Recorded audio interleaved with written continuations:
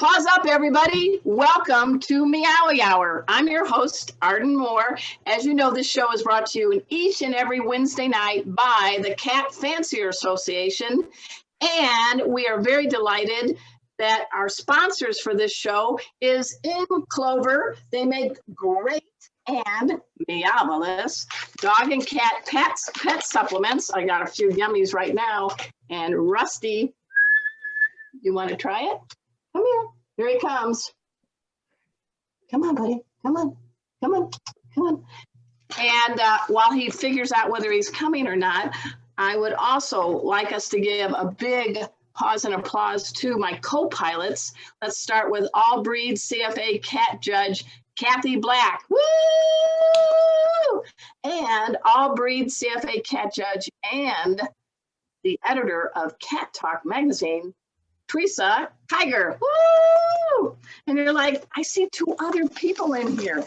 Yeah, we got a cool lineup of guests today, and we're going to talk kitties and technology. And there's an app to figure out your cat's, what's going on with your cat's health. Yeah, we're in 2021, guys. And I'd like you at this point, they're from Sylvester AI. They've created an app called Tabby. It's Tably. Let's give it up for Miche Priest and Sajna. Is it Massey? Massey. Massey, I'm so close. I had a 50-50. Sajna Massey? Massey, yep. What a messy I made of the Massey, right, guys? But they're wonderful people, and I want to welcome them to the show. So thank you both for being here.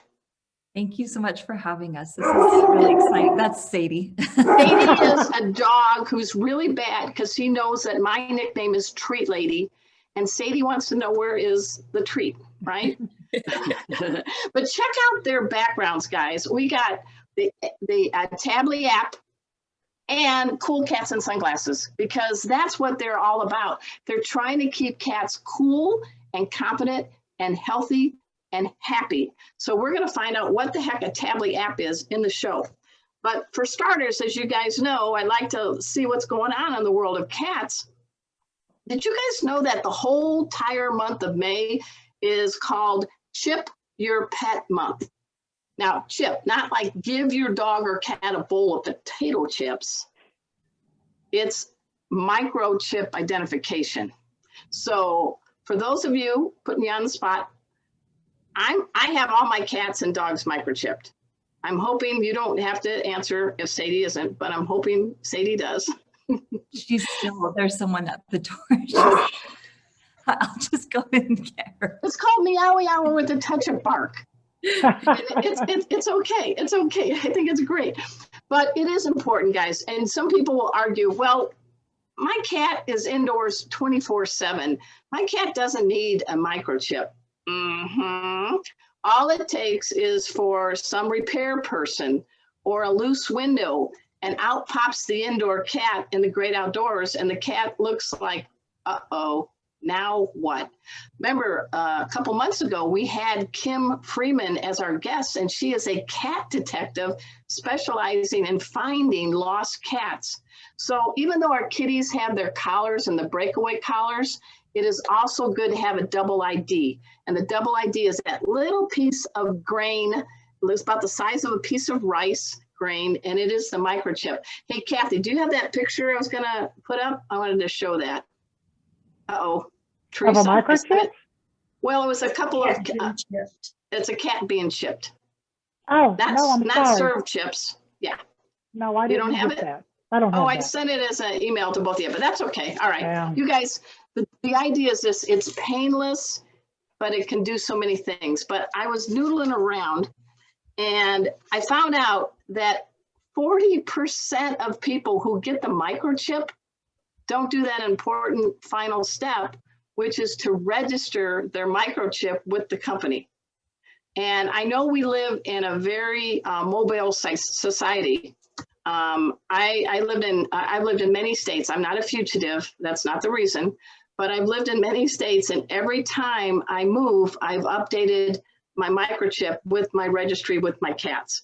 Because if somebody finds the kitty shelters and veterinary clinics, they can easily wave that little wand. I always think it's like it's like Star Trek kind of thing. And here I'm with a couple of technical people right now. They're like, really, lady? Do you like that? Was that a good sound? That's a microchip ID. There you go. It sounded like It doesn't make any sound when you do it, except it beeps. All right, but then there's, you know, when a cat gets lost, how they try to find their way back home, you might be surprised to learn they're not like dogs. They rely on different things. Some are similar, some are not. They rely on magnetic fields. And they can sometimes memorize a location by sight and smell. And there's this cool cat I wanted to tell you about. The cat's name is Holly. Holly lives in West Palm Beach. And Holly was on a trip with, the owners are Jacob and Bonnie Richter. And they were in an RV. And they went down to Daytona Beach to a big RV rally. And they took their cat, Holly. Problem is, all the noise and everything startled Holly, and Holly bolted out of the RV, and they couldn't find Holly. Holly showed up 2 months later, and in West Palm Beach at a different location, and this couple thought, well, this poor cat doesn't have a home. We're going to adopt this poor kitty, took the kitty to the veterinarian, and they did the microchip and found the kitty lived like a mile away. So they were able to reunite Holly with the couple, the Richters. Thank goodness for that microchip. The question is, though, how did Holly get from Daytona Beach up to West Palm Beach? So far, she's not talking. She's not telling her story. I think she's holding off for a big, you know, payoff on some show or something, but she hasn't done that. The other thing is Holly lost weight. She was 13.5 pounds and she went down to 7 pounds. So years ago, I had a cat named Sam the Wild Woman, and Samantha got out of my house the day my mom died. My mom died at age 57. We found Samantha 57 days later, about 2 blocks away, and she was very emaciated, but we got her back to health. So, I don't know if my mom was playing a joke on me, you know, at the end, get me distracted about losing her. She had cancer. But this is not meant to be a downer story. It's meant to say you never know, they could come back. So please, yeah, guys. I had a cat. Of course, I always microchipped all the cats that I produced in my house. And one of the cats that I'd sold to a couple in Houston, they had some small children, and the children were, you know, just keeping the door open way too long. The cat wandered out on the porch, which was fine, but then the kids, you know, ran to get it, and it scared it, and the cat ran off.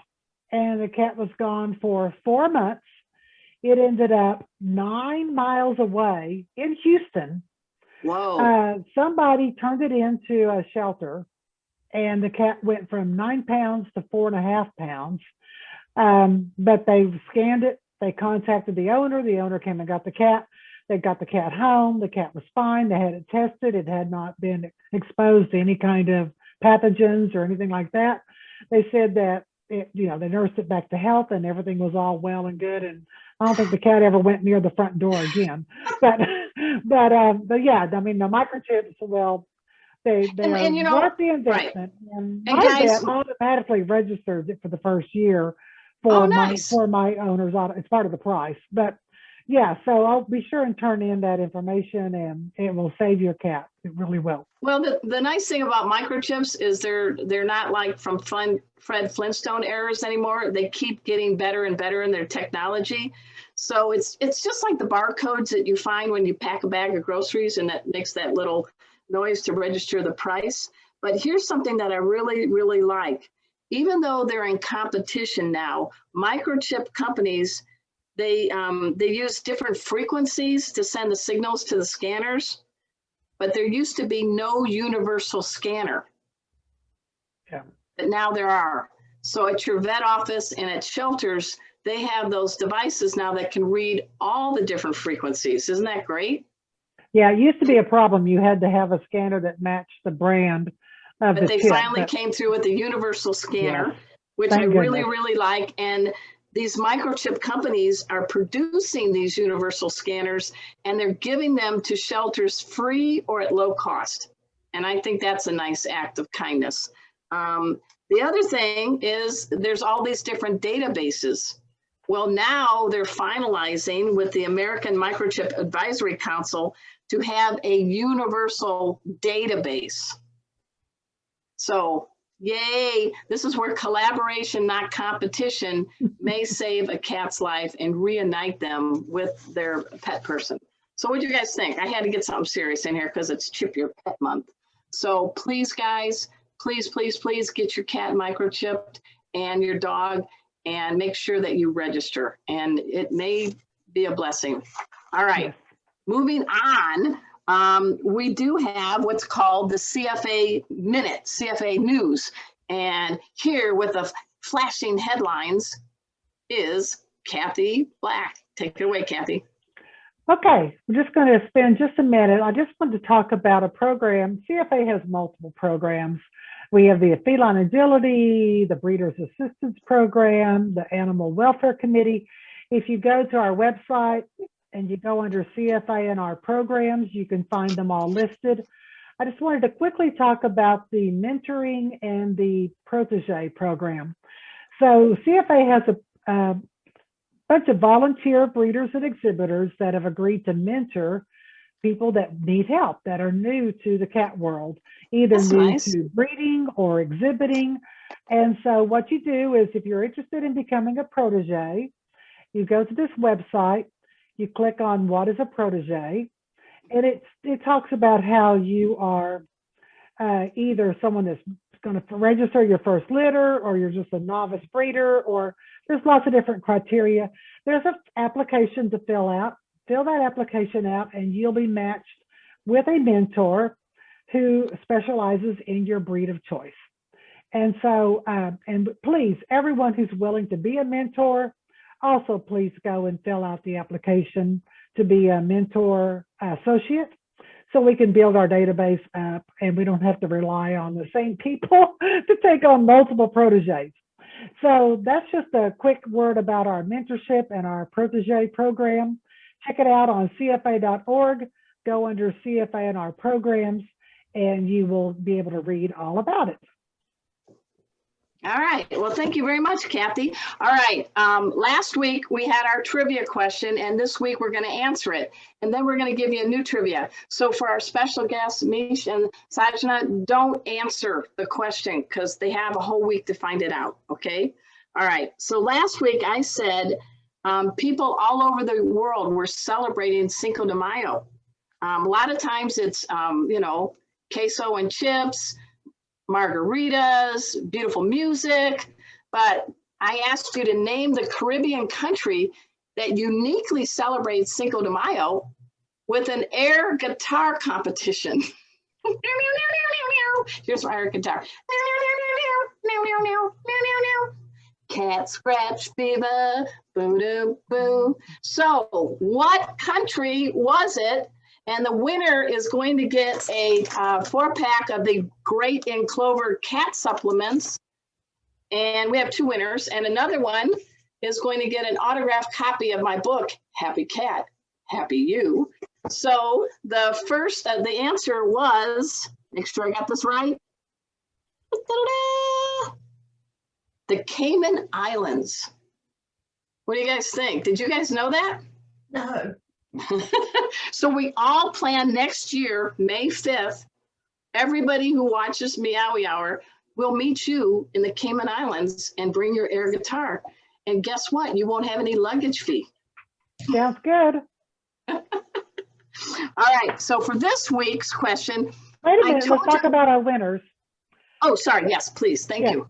So the winner of your book, Arden, Yes. Happy Cat, Happy You, was Marna Riley. Congratulations to Marna Riley. And the winner Congratulations. of our 4 In Clover wellness treats, Flow, Sleek, Smile, and Spry, those were given to Kate Sane. I think I'm pronouncing her last name right. It's S-A-I-N. Kate Sane is the winner of the In Clover, and we appreciate In Clover for being our sponsor this week. Yes, we very much do. This company is founded by Rebecca Rose, who is a biochemist and a ardent cat and dog advocate. So they also have dog supplements too, but we're very delighted that they're our sponsor. So here comes the question for today. And this is where I'm asking Miche and Sajna, if you think you know the answer, don't say anything. Okay, so I told you about the cat Holly from Florida that was gone and came back. But back in 1978, there was a cat in Australia who was a Persian cat. And this cat was dropped off at relatives' house on the other side of Australia while the couple was going on a major long cruise. Believe it or not, this cat somehow found his way back, and it took him 12 months, and he traveled 1,000 miles. That's incredible. Did he go through the outback? Yeah, he did. Not the restaurant. No, not the restaurant. Yeah. He did not get a blooming onion. No kitty blooming onion. I'm a pet first aid teacher. Please do not give your cat onions. Okay, so I want to ask you, 1978, Australia, a cat took 12 months and 1,000 miles covered and got home safely. What was the cat's name? So I'm going to give you 4 choices. Is the cat's name A, Billy, B, Howie, C, Matey, or D, Ziggy? So is it Billy, Howie, Matey, or Ziggy? Type your answer in the chat box of the Facebook feed. So once again, we will give away to one of the winners some of the In Clover pet supplements, yum yum, that Rusty's eating right now. Oh, and now here's food for thought, Rusty. Calorie free, a second winner will get Happy Cat, Happy You. What do you guys think? Get your answers in now. You have until next Sunday afternoon. So if you're not watching us live, don't worry. Still type your answer, and the correct answers will be in the running. All right. Now, this has come the main event. I love people that think outside the box, and I'm not just talking the litter box. I like people that say, what can we do to make this a better planet for dogs and cats? And right now their focus is on cats. What they've created, and it's brand new, is kind of like a universal translator for cats. And I'm going to have them explain much better in a moment. But it's an app. Right now it's available on, it's more of an iPhone, right? It's more, you guys can, okay, you can, is your dog barking still? No, I'm okay now. She's under my desk. I have her on her leash. Katie, it's okay if you bark. But it's called Tabby, T-A-B-L-Y, and it's done by a group called Sylvester AI. And in fact, I want you guys after the show, and I think Teresa will do this, she'll put in the link for you guys on how people can find out more. But with us today are 2 folks from the Sylvester AI. First up, we have Miche Priest. Welcome to the show. And also up is Sajna Massey. Did I do it right? Yes, you did. Nailed it. All right. And I know your fancy title, Miche, is, I love this, venture lead. Yeah. And what the heck is a venture lead? I love it. I love it. Yeah, so I work at AltaML, which is a machine learning company that commercializes machine learning models. And so basically we take models and turn them into products. And then if those go well, they turn into startups. So I'm kind of a startup founder, but I don't own the company. So I wear all of the hats that a startup founder would wear. And so that's what venture lead means. And what's your fancy title, Sajna? So I work in business development. So I work with AltaML, and then the different ventures that need help getting off the ground and kind of finding our market and our first customer. That's my role. And everybody, we got people tuning in from all over the world. Tell us where you guys are coming from today. Go ahead. So we're both based in Calgary, Alberta, in Canada. Nice. I Yeah. don't think we've had a Calgary guest yet, right, Kathy? First time. And before the show, we actually found out there was a Kevin Bacon connection. Miche, you want to explain what your connection is with Kathy Black that you just met? Oh, Where were you born? Oh, Enid, Oklahoma. Is that Kathy? a Bacon? Yeah, and Kathy, where are you? I'm in Duncan, so Enid's about 3 hours away, north of here. So Yeah. do you both know all the lyrics to Oklahoma? Well, we better. Yeah. Maybe after my cocktail at the end, you might sing it, but I won't make you do that right now. So let's just jump in. You know, cats are very mysterious. They really have poker faces. Wouldn't you ladies agree? Mm-hmm, absolutely. And hiding pain, they think is a good thing because they're both prey and predator, and they don't want to be lunch by a bigger predator. So I'll start with you first, Miche. Tell us about how this Tabby app works and what inspired you, because cats are poker players. Yeah, so I maybe I'll give a little bit of background on Sure. this came to be, and then so Cat Healthy, and the website is cathealthy.ca, is a nonprofit that's been around that has helped develop vet protocols for cats. And the founder there, Susan Granaville, she was curious about could machine learning be used to help cats, and then ended up partnering with AltaML.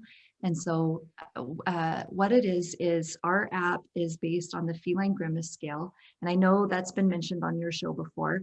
And there are Grimace scales for multiple species, and there are different types of pain scales. And the Grimace scale is basically a way for humans to understand if cats may be in pain or not by their ear positioning, eye positioning, the muzzle shape and the whiskers and things like that. So this was a great way to apply computer vision, machine learning, to be able to teach a machine how to read the cat using the Grimace scale the way a human would. Now, I want to dive in there because you just gave a boatload of great information and you didn't even take a breath, and I'm impressed. So you probably are an auctioneer in another life. But you said that they use it by determining their ear, eyes, whisker, and muzzle positioning. And I know there are different breeds of cats, and there are mutt cats too.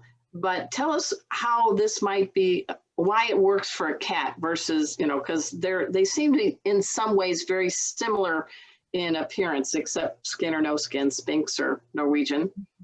Yeah, and that's a good observation. We are 97% accurate on most adult breeds. So the machine hasn't been trained on kittens yet. And then the breeds where it doesn't work as well is with breeds like Scottish Fold, where their ears are modified and the machine their ears, or with a Persian who has a flattened muzzle, which makes it difficult for the machine to read. And if I may, let me have Kathy Black jump in, because we have right now a genius in cat breeds here. So what do you think about, can you tell the folks how the Scottish Fold ears are and the pushed in face of the Persian, Kathy? Yeah, the Scottish Fold has a genetic mutation that causes the ears to flat down and fit tight against the head. So when she's talking about a cat that has their ears airplaned, or what I call airplane wings, or more up than down, or whatever, you're not going to see that with that folded down ear. There's also the American curl. Their ears go backwards and curl toward the back of the head. So, and the Persians, of course, have those very flat faces where everything's in line with the forehead, the nose, and the chin. So you're not going to have a muzzle that you could be able to register maybe a Grimace on the Grimace scale. So those would be a little more difficult than like a Siamese or any other cat that would have a little more of a muzzle to it. And the other thing is, either one of you, I don't know if Sajna wants to jump in on this one, but can you give us a little bit more about cathealthy.ca? Because I really do want people to check that out. It's a partnership you guys had. Who's the best one to answer that? I can answer that. Okay. Yeah, so there's a lot of health information that for veterinarians and for cat parents as well. And it's a community of, I believe feline specialists are involved in this. And I know that there are feline specialists on the board, but they just want to be a resource, for Canadians or people who are involved in cat health to and get some information. Okay, so when we're doing this, the Tabby app, let me ask you, Sajna, why would I want to know how my cat is feeling? How important is that? Yeah, I think, part of the reason, as Miche kind of touched on, was that some of our, one of our driving forces is that we kind of feel like cats can kind of be that underserved segment of the pet market and a bit misunderstood because they're so great at hiding their pain. So, as a human, like if I was in pain, I might, scream or like hunch my body in or scrunch up my face.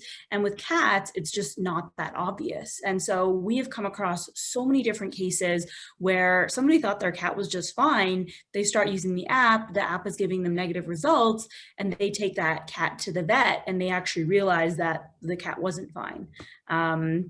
And so I think just having that extra, this very objective, data-driven tool to be able to tell you how your cat is feeling is really quite valuable. So for the folks, and I know it's really young and new and it's in its infancy. So tell us where you are at this stage. And then the second question is, how can people access it and what do they need to do? Because I understand they need to take a photo of their cat face, Yes. right? So who wants to take it on? I can take that one. Okay. So the stage we're at now, so we do have a prototype that Android users can access, and the app that we have is in the Apple App Store. And so the stage we're at is so what we've determined is people who use this app in the beginning, when they took a picture of their cat and it said their cat was happy, they would say, oh yeah, I know my cat's happy. And then they wouldn't come back to the app. And so we found that to not be helpful if people were using it. So the people who did come back to the app, it was triggered by some type of event. So whether it's I'm moving across the country, I've got my cat in the car, I just want to make sure he's okay, or my cat just had a procedure. We've even had somebody, their cat was in end of life and they just needed some help making that decision because they, you don't want to let go too soon, but you also don't want your cat to suffer.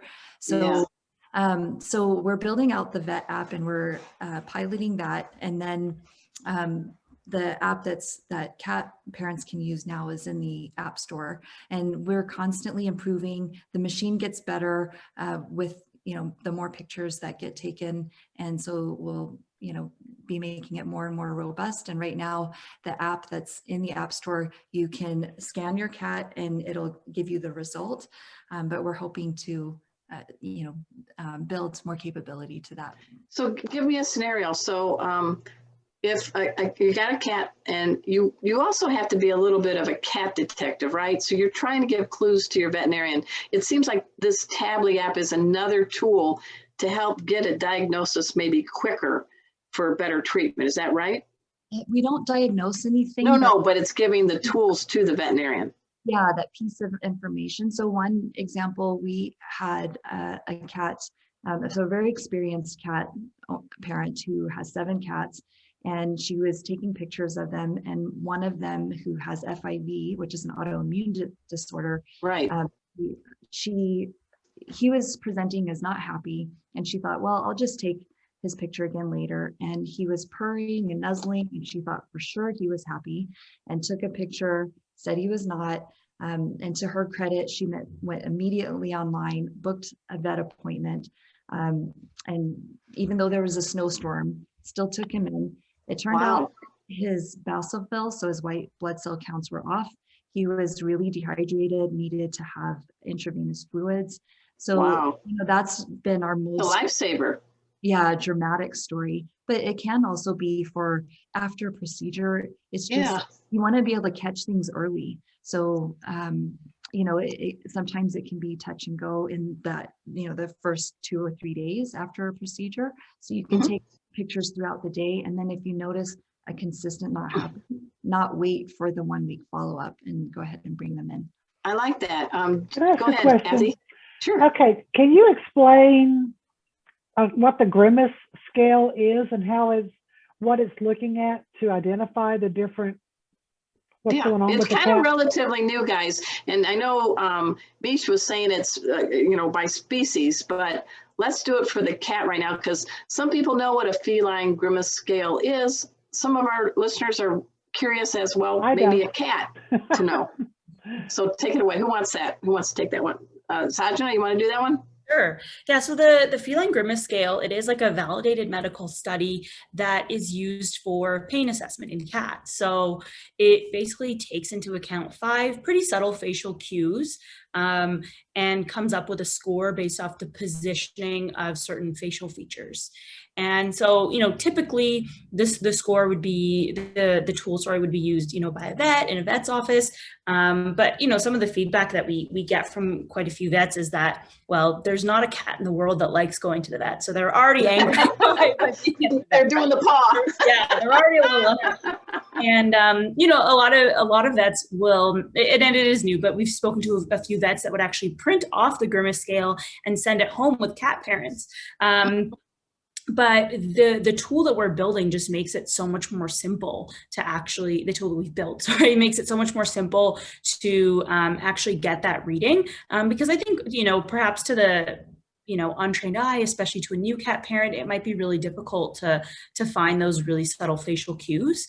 So yeah, that's really what the Grimace scale initially was really used for pain assessment.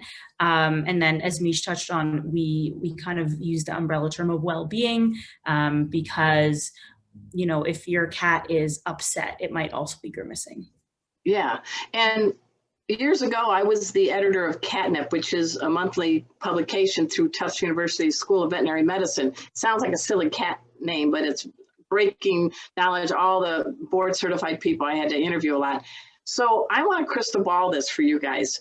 This is kind of new, this app, but it kind of covers where are we heading with technology and our pets. So can you crystal ball something? Where do you see cats and technology in 5 years? Who wants to start?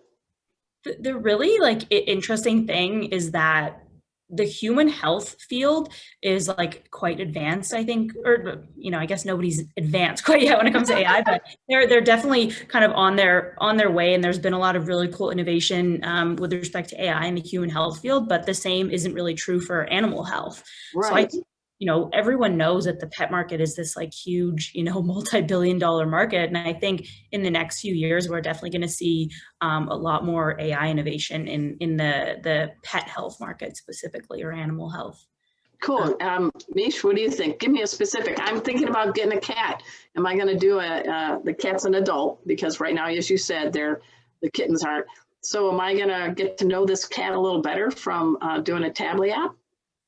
Yeah, so we have found that people are learning more about their cats, but they're also from the app itself, but also the app is somewhat training the cat parents to be, because they're starting to learn from the app when the cat is not happy and kind of picking up on the patterns. And so with the Feline Grimace scale, a cat that's not happy or potentially in pain, their ears flatten, their muzzles flatten, the eyes squinch, and their whiskers are kind of drooped. And so it's teaching them that way. And as far as technology and innovation in the next 5 years, if you think about machine learning, what it does is it kind of mimics humans and what humans can do. So kind of we have only with a better memory, right? Yeah, and it can learn. Machines don't forget. Yeah. And it can pick up on the fine-tuned things that we can't necessarily pick up on. Yeah. Well, I hear what you're saying, and Kathy, you can jump in here too. It's making us better people for our cats. I mean, it's making us have a better bond and a better, stronger communication and be able to catch things early. Because I think a generation ago, people just, you know, the cat was cool, you know, but now cats are part of our lives and they're part of our hearts. I mean, I love Casey and Rusty, and they help me teach first aid. Well, one's a therapy cat. I just, my life is better because of them. So I think your timing is ideal, Miche. Yes, and even if you think about 20 years ago, even like Yeah. people didn't realize that cats had pain. You know, people would do things like declaw them and things like that, thinking that they're not feeling pain, and they didn't used to give anesthetics when doing certain procedures. And so this is just giving, it's helping cats communicate with humans, so to speak. So well, the cats we have are a so, the cats are so good at hiding pain, and you know, we don't normally know they're sick until they're really sick.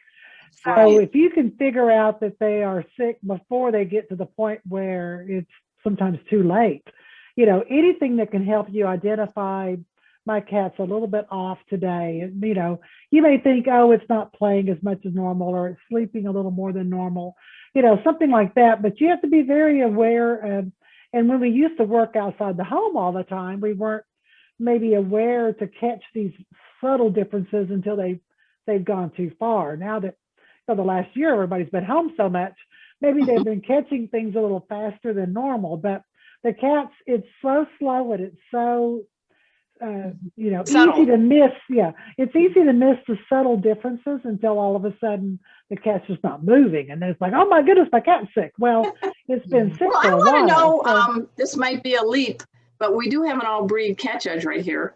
And I got to go to a cat show. They're not open yet to the public, but I have credentials because of Meowy Hour hosting with these guys. And I'm watching the cats interact with the cat judges.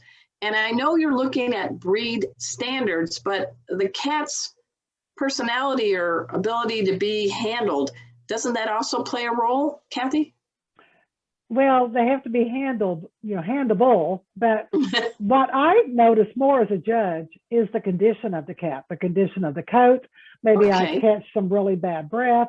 The cat, you know, like I had a lady, I told a lady one time, I said, I don't know what's going on with this cat, but this cat is sick and you need to get it to a vet right away. And the owner was like, what? And sure enough, she did. She took it to a vet that night, and it had a really bad tooth infection, and it was causing it not to eat. Just, you know, we feel so many cats, we notice their muscle tone and we notice their conditioning and things like that. So there's, you know, but the owner should pick up on things like that. But sometimes when you have multiple cats and you're busy and you're just not paying, you know, a close attention, anything like this app would be really great to just say, hey, this cat changed from last week to this week. Maybe I should look at it a little closer and maybe figure out what's going on with it. But yeah, she just the poor cat was just starving to death. The lady said it ate like crazy because it couldn't eat dry food. Its teeth were hurting so bad it couldn't eat, and she didn't realize it. You know? Well, I think sometimes we see our pets or our spouses or kids every day, and sometimes we don't see. But I think your app is going to give us another tool. What do you guys think? Yeah, and there's one example, Kathy, like what you said about people not realizing until the cat is really visibly distressed. So our first real world use case with our technology was with our machine learning developer. He had never had a pet before, and then after looking at hundreds of images of cats, decided he needed a cat in his life. So he adopted Hobbs. And I love the name. Yeah, Hobbs was a great research assistant sitting there posing for pictures and was mostly happy. And then one day he noticed that Hobbs was presenting as not happy and then consistently not happy. Took him to the vet, and the vet discovered that he had ear mites. So he was at rescue. And that's something that's, you know, but that people don't notice until the cat is visibly distressed, really scratching at their ears. And some vets said that they don't even get brought in until their ears are bleeding. Yeah. Yeah, and so the app was able to detect an issue, and he was able to get it taken care of before he was presenting any symptoms. That's pretty cool. Now, in a non-technical way, but kind of in tandem with what you guys are doing, and I'm going to start talking about your app. I do teach pet first aid. I teach dog and cats, but for the cat first aid classes, we always finish with a head to tail wellness assessment where we're checking everything and you're using all your senses of touch and smell and sight and sound. But I am not a machine. I am not a brainiac like Tabby. So I'm seeing this as kind of working in harmony. What do you think? Yeah, I feel like I've talked a lot. I'll let Sajna. Saj, Oh, come no, on in. that's okay.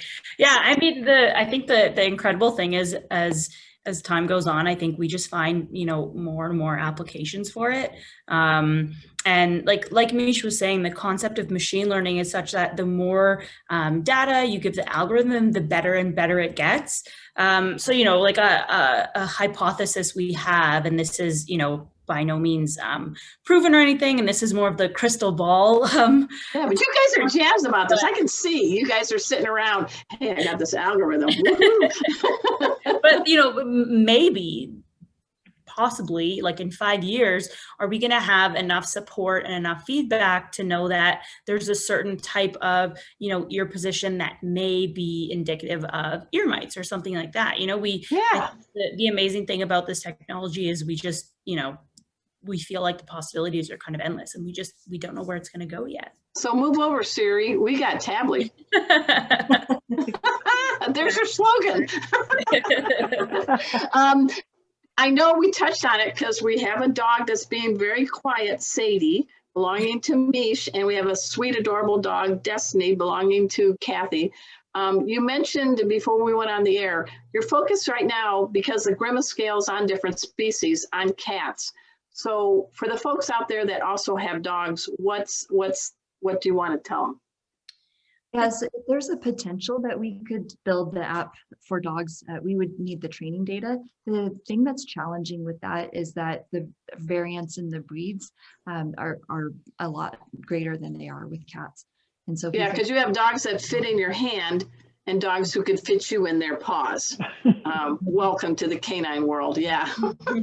Hey guys, we have been putting on some of the links, if you can see in the chat area.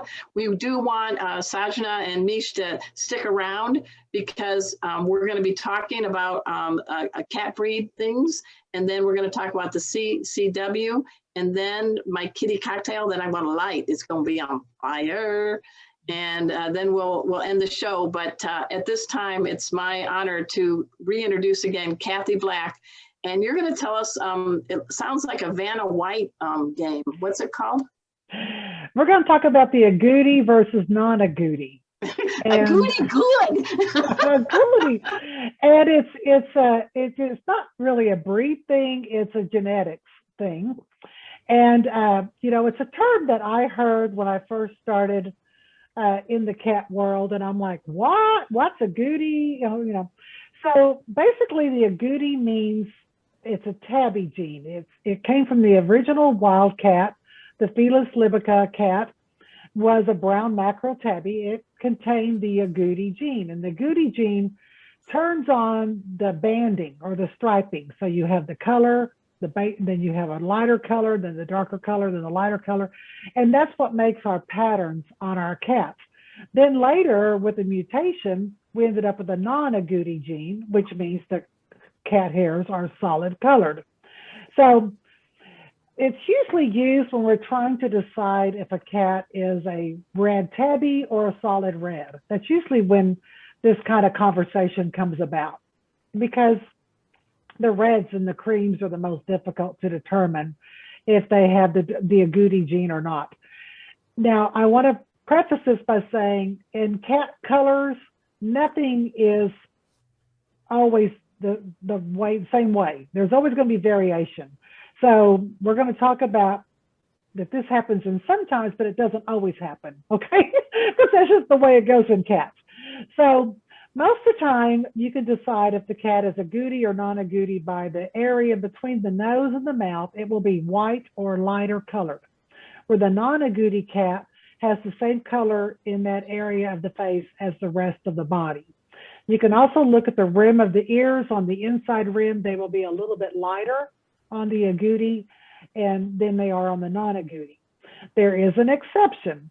The cat that has the O gene or the orange gene, or as Arden likes to call it, the ginger cats, those red cats, the effect of the mutation is dependent on other genes. They use the word epistatic over the AA, which is the non-agouti genotype. So basically what it's saying is that you can have a cat that is like a calico, that is a non-agouti cat. It has no tabby genes, yet the red areas will still show tabby. And I've got a picture of that.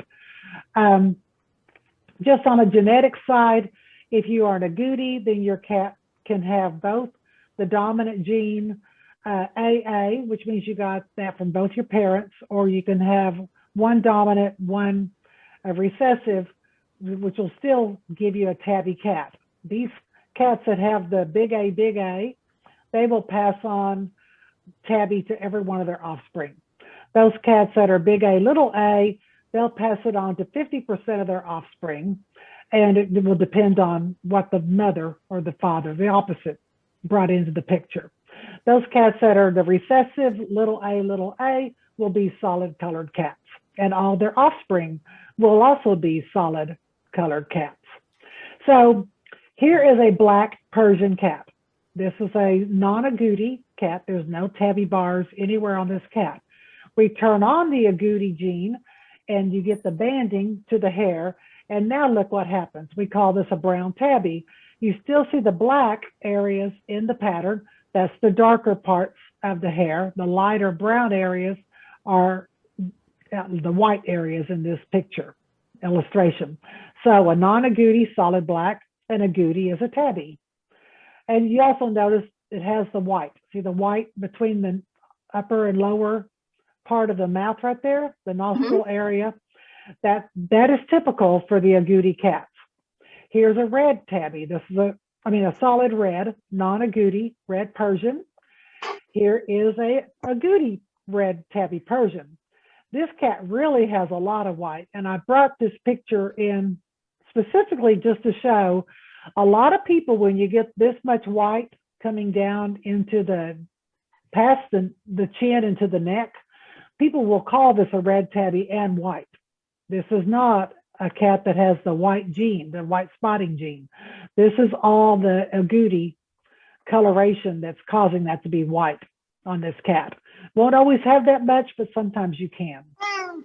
Casey's agreeing with you. Yeah, here's a cream, a solid cream, which is not agouti.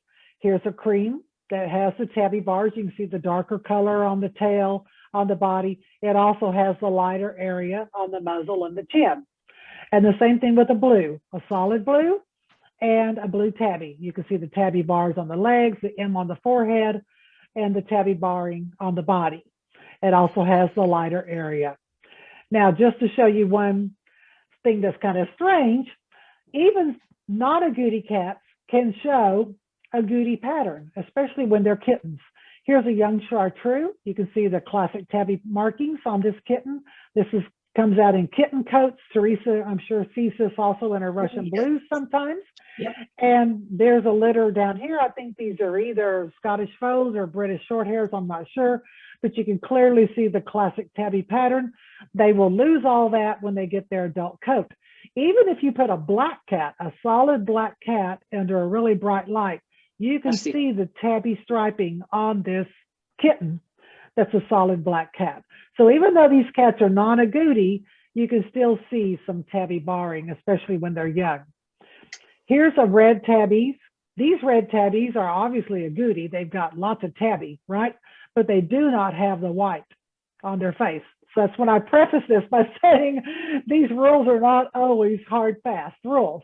You can have an agouti cat that does not have the lighter colored muzzle. Okay. Casey goes, what about me? What about me? Well, he has white on him, doesn't he? Yeah. Well, that's different.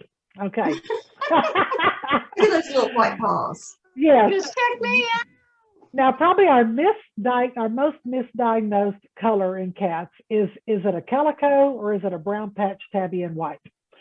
So like I said earlier, when you get the O gene, the orange gene, it kind of interferes with this. So even though this cat is a non-agouti cat, this cat is clearly black. This is not tabby.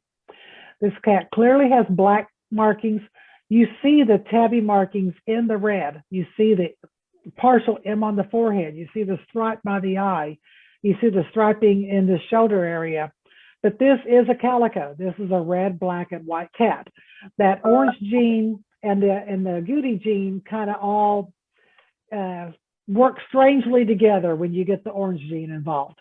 If this brown areas were striped, then it would be a brown patch tabby and white. But because it is solid black, this is a calico. So I just thought I'd just throw these terms out there. I like it. I mean, we don't got hear every day, but it's just kind of an interesting study when you're looking at patterns. Teresa, did you want to add anything?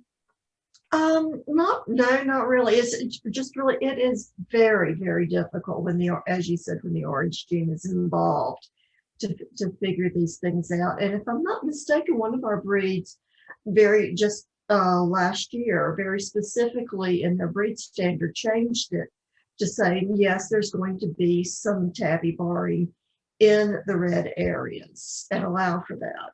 Yeah, because that orange gene really does, it's called an epistatic, which is a strange term, but they really do play off each other. What do you think of this, guys? Way. I mean, you guys are all about using machine intelligence.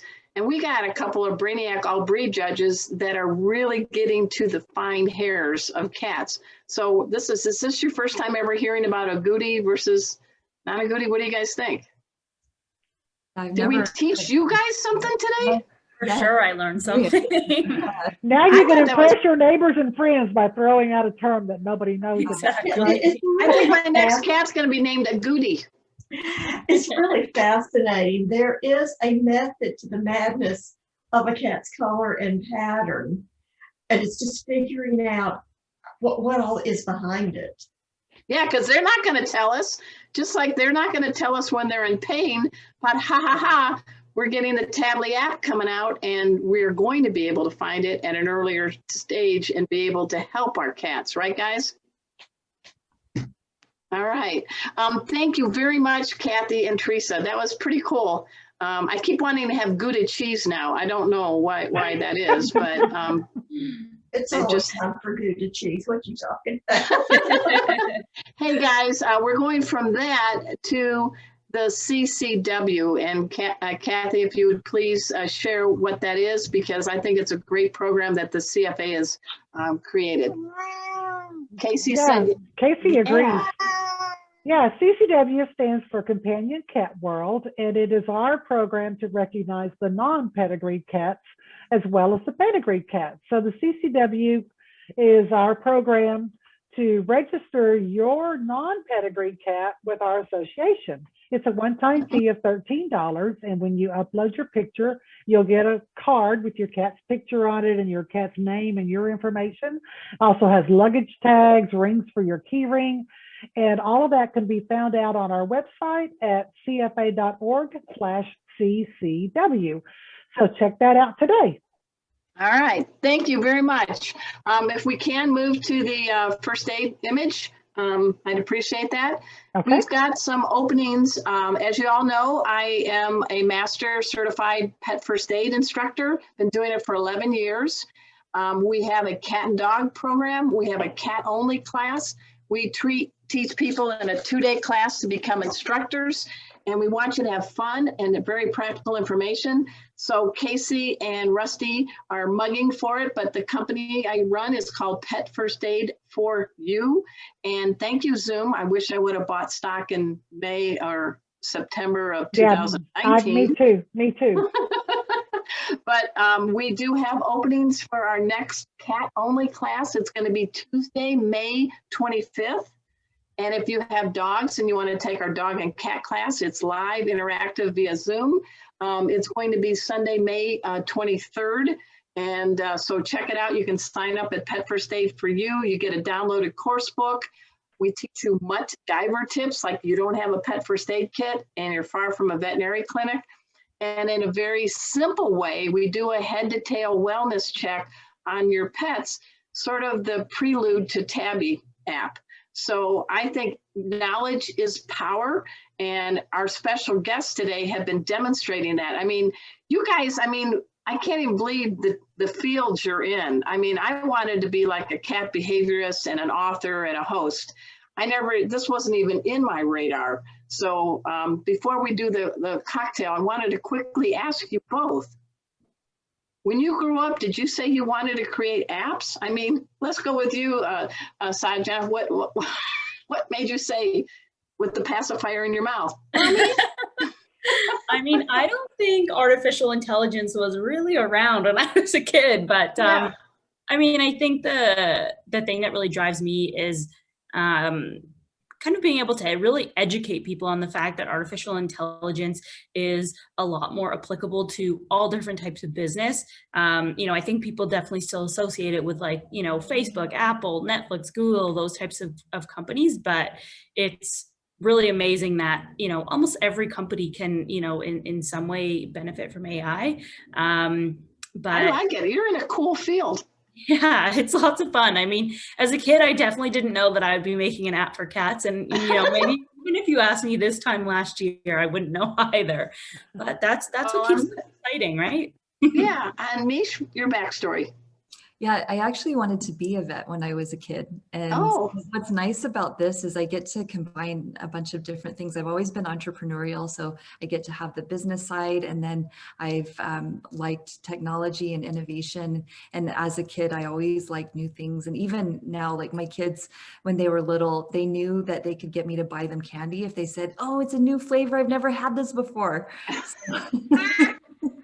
Well, they got your DNA, so that was good. All right. Hey, before we all say goodbye, this is Kitty Cocktail Hour, and I am your licensed bartender. So the cocktail that I've created today, in honor of what Agouti versus non-Agouti, is called the Fiery Red Tabby Yum Yum.